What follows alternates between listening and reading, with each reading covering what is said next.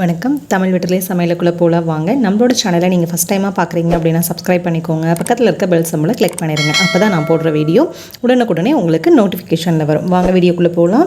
இன்றைக்கி நம்ம நாகபூரி Saji chicken gravy பண்ண போகிறோம். எப்படி பண்ணுறதுன்னு பார்க்கலாம் வாங்க.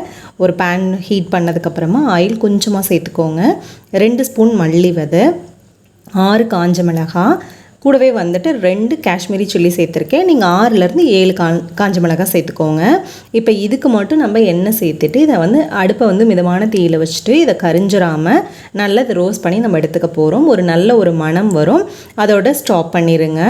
இப்போ இதை இதோட நம்ம 2 பிரிஞ்சி இலையும் சேர்த்துக்கலாம். அதை நான் கட் பண்ணிட்டு உள்ளே சேர்த்துருக்கேன். அதையும் சேர்த்து நல்லா ரோஸ்ட் பண்ணிக்கோங்க.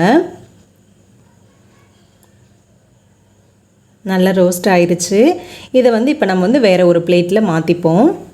ரோஸ்ட் ஆனதுக்கப்புறமா வேறு ஒரு பிளேட்டில் மாற்றியாச்சு. மாற்றினதுக்கப்புறமா 1 ஸ்பூன் பொட்டுக்கடலை, 1/2 ஸ்பூன் ஜீரகம், 1/2 ஸ்பூன் சோம்பு, 1 ஸ்பூன் சாப்பாட்டு அரிசி, 2 சின்ன துண்டு பட்டை, 6-7 கிராம்பு, 2 ஏலக்காய், கொஞ்சம் கல்பாசி, 1 ஸ்டார் பூ, 10லேருந்து 15 மிளகு சேர்த்துக்கோங்க. இப்போ இது எல்லாத்தையும் சேர்த்திட்டு இதை அடுப்பை மிதமான தீயில் வச்சுட்டு நல்லா இதை ரோஸ்ட் பண்ணிக்கலாம். அரிசி பொரிஞ்சு வரும் இல்லைங்களா, அது வரையிலும் நல்லா இதை ரோஸ்ட் பண்ணிக்கோங்க. பொட்டுக்கடலையோட கலர் மாறி வரணும்.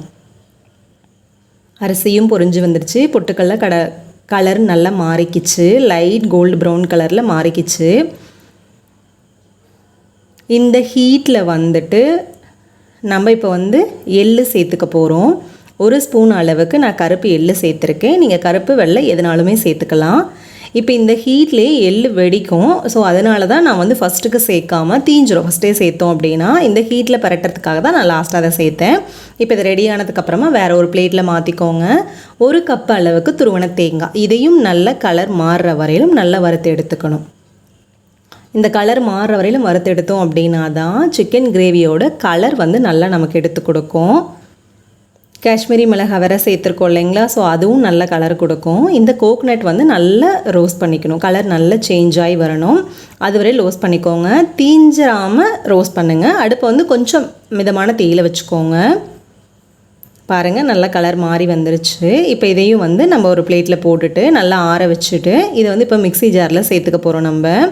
இப்போ இது எல்லாத்தையும் சேர்த்து நல்லா ஒரு பல்ஸ் பண்ணிக்கோங்க. இந்த போல் கொஞ்சம் கொரகொரப்பாக பவுடர் ஆனதுக்கப்புறமா 2 ஃப்ரைட் ஆனியன் சேர்த்தாச்சு.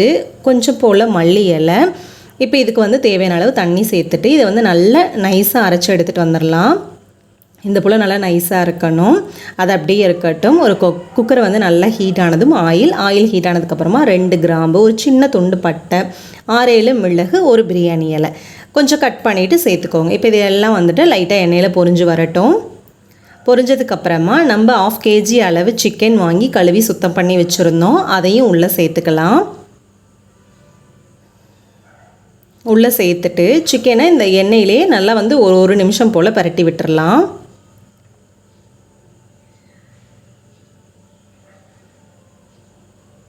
சிக்கனை நம்ம வெறுமனே எண்ணெயில் சேர்க்கையில் அந்த தண்ணி மேலே படப்படன்னு தெரிக்கும். அதனால் அடுப்பு நல்லா குறைச்சிட்டு தணல் குறைச்சதுக்கப்புறமா சிக்கன் சேர்த்துக்கோங்க. மேலே தெரிக்கும். ஸோ பார்த்து கவனமாக செய்யுங்க, ஓகேங்களா. இப்போ இந்த சிக்கன் சேர்த்துட்டு நல்லா கலந்ததுக்கப்புறமா 1 ஸ்பூன் அளவுக்கு இஞ்சி பூண்டு பேஸ்ட்டு, இதுக்கு தேவையான அளவு உப்பு சேர்த்துக்கலாம். 1/4 டீஸ்பூன் அளவுக்கு மஞ்சள் பொடி சேர்த்துக்கலாம். சேர்த்துட்டு இப்போ இது எல்லாத்தையும் நல்லா கலந்து விட்டுருங்க. ஈவனாக எல்லா பக்கம் மிக்ஸ் பண்ணி விட்டுருங்க.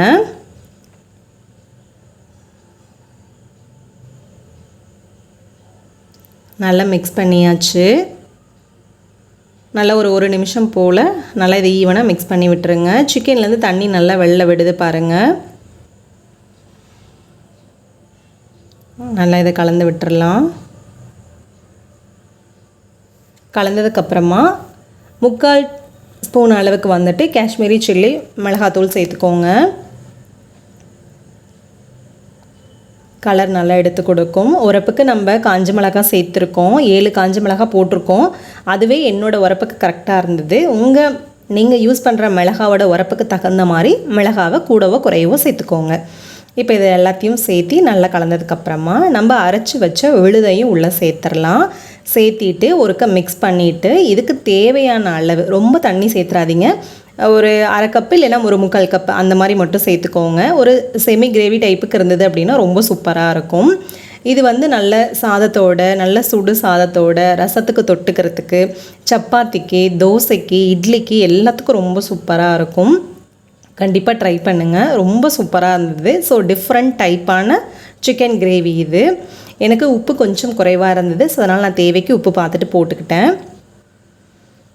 இப்போ திருப்பி இதை ஒருக்க நல்லா மிக்ஸ் பண்ணிக்கலாம்.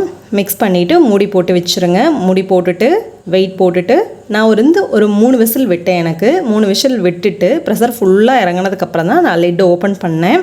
நல்ல கறி வந்து பஞ்சு பஞ்சாக நல்லா வெந்திருந்தது. சூப்பராக இருந்தது. லிட்டு ஓப்பன் பண்ணி பார்த்தோன்னே நல்ல ஒரு மனம் வந்தது. ரொம்ப சூப்பராக இருந்தது. நல்ல ஓரங்களில் நல்ல எண்ணெய் பிரிஞ்சு வந்திருக்கு பாருங்கள். ரொம்ப சூப்பரான வாசனையாக இருந்தது. மேலால் இன்னும் கொஞ்சம் வாசனைக்காக மல்லி இலை தூவிக்கோங்க. நல்ல சுட சுட சப்பாத்தி சாதத்தோடு அழகாக பரிமாறுங்க.